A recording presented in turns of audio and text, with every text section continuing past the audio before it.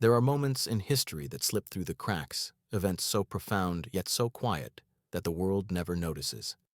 It is in these shadows, in the forgotten corners of military life, that true heroism often resides. Among the polished floors and humming fluorescent lights of Fort Dalton, one such story awaited its moment. Every evening, as the base's barracks emptied and the chatter of soldiers faded into the night, an elderly janitor moved silently through the halls. His uniform, simple and unremarkable, carried no insignia. His hands, roughened by decades of work, polished the floors with meticulous care, wiped the surfaces with unwavering patience. To the young soldiers, he was nothing more than a background figure, a fixture, a routine, a nameless shadow in the endless rhythm of base life. But within those quiet movements, within the unassuming stoicism, lay a history that could silence a room. Many years before, in a war-torn city in Iraq, that same man had stood in the midst of chaos, surrounded by smoke and screams, when a hospital collapsed under an airstrike.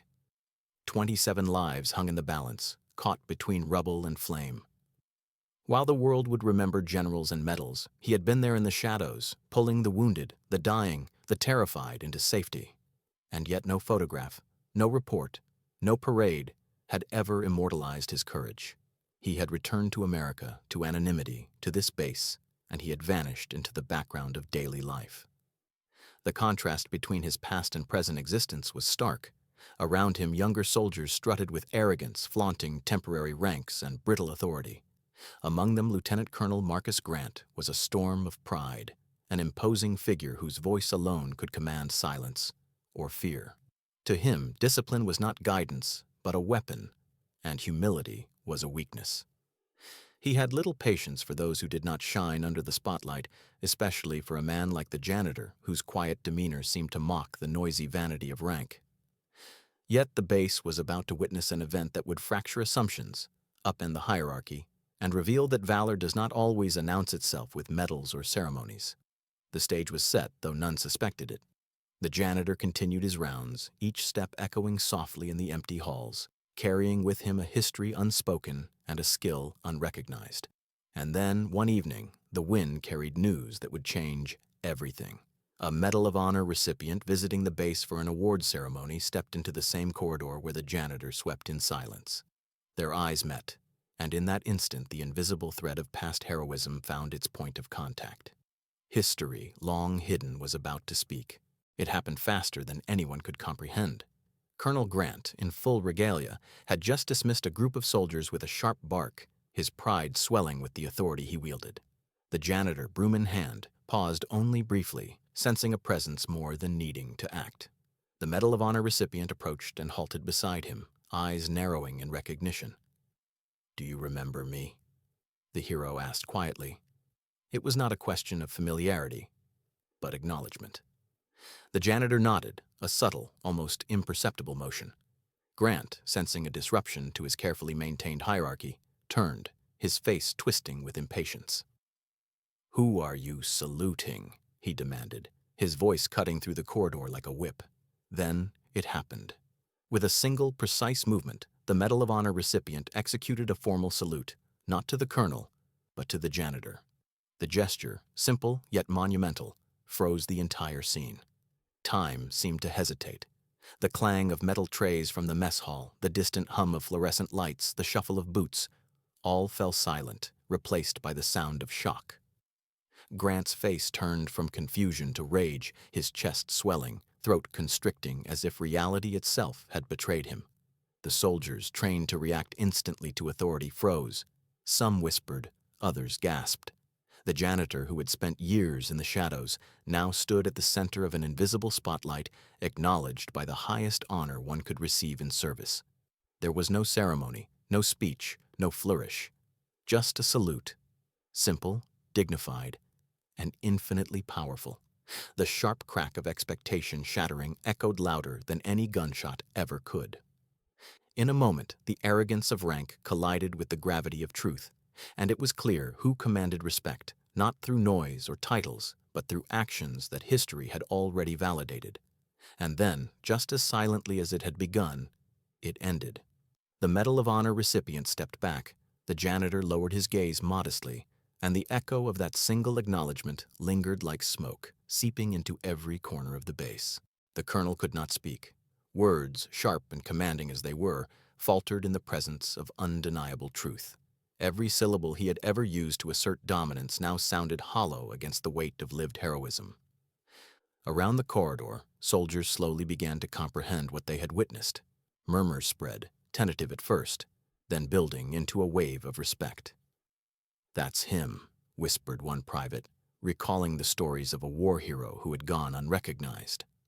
Another added, "He saved dozens of lives in Iraq. 27, they say." The janitor continued his work, moving with the same quiet efficiency. But now each swipe of the mop carried a new resonance. It was as if the past, once buried, had finally permeated the present. He did not boast, did not explain. He had never needed to. Recognition had arrived not from rank or title, but from one who understood what true courage meant. The Medal of Honor recipient remained nearby, a sentinel of justice and humility, observing the ripple effect his gesture had triggered. "Some heroes don't need medals on their chest," he said quietly to a senior officer who had approached. "They wear their honor in their deeds, in their choices, in the lives they've saved." Colonel Grant, still rigid, finally found his voice, though it lacked its usual authority. You were in Iraq, and no one knew." His words were a mixture of incredulity, shame, and begrudging respect. The room seemed to hold its breath, waiting for a reaction. The janitor nodded once, briefly. "I did what anyone would have," he said simply. There was no pride, only a quiet, unshakable dignity.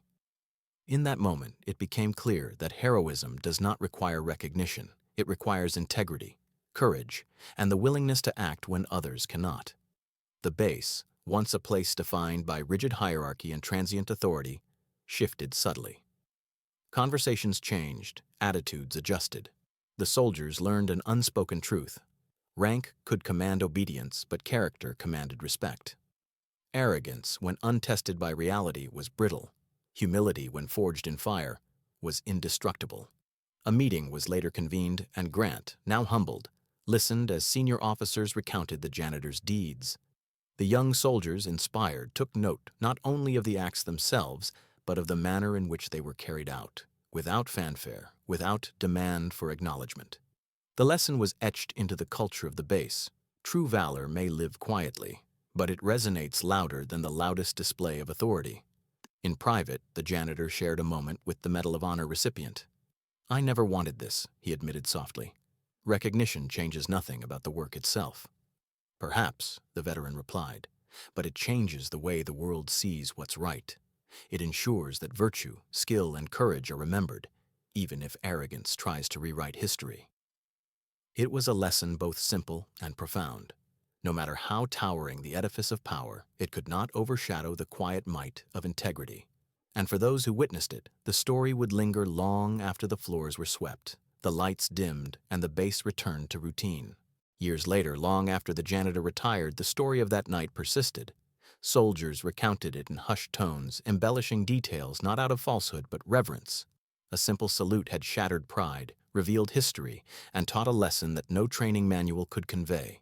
Fort Dalton, once just another base in the sprawling military landscape, became known as the place where humility triumphed over arrogance, where deeds outweighed titles, and where a janitor reminded everyone that history often hides its greatest heroes in plain sight.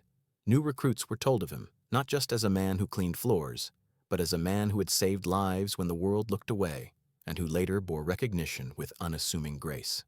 In classrooms, in barracks, and over late-night mess hall conversations, the phrase circulated, "Courage is measured by what you do, not by what you are told to do." And with every repetition, the janitor's legend grew. It became more than an anecdote. It became a moral compass, a beacon for those navigating the murky waters of authority, pride, and duty. And somewhere, in a quiet room of the base museum, a photograph of the janitor stands, broom in hand, beside the Medal of Honor recipient who saluted him first. It is a silent testament to the truth that greatness does not always roar. Sometimes it whispers. Sometimes it sweeps silently through the hallways, touching lives without expectation, leaving behind a lesson more potent than any order or command. When asked in his final years what had driven him to act all those decades ago in Iraq, he smiled faintly and said, "I only did what had to be done." But if one life remembers, one act inspires, then perhaps that is all the reward any of us truly need. It is a lesson etched in the annals of Fort Dalton, a story passed from soldier to soldier, a quiet truth in a world often obsessed with noise. That courage, skill, and virtue will always be recognized, sometimes instantly, sometimes decades later, but always inevitably. And in that realization lies the greatest power of all. The world can honor those who deserve it, even when the world least expects it. Don't forget to like, comment, and subscribe for more powerful stories from Histofy.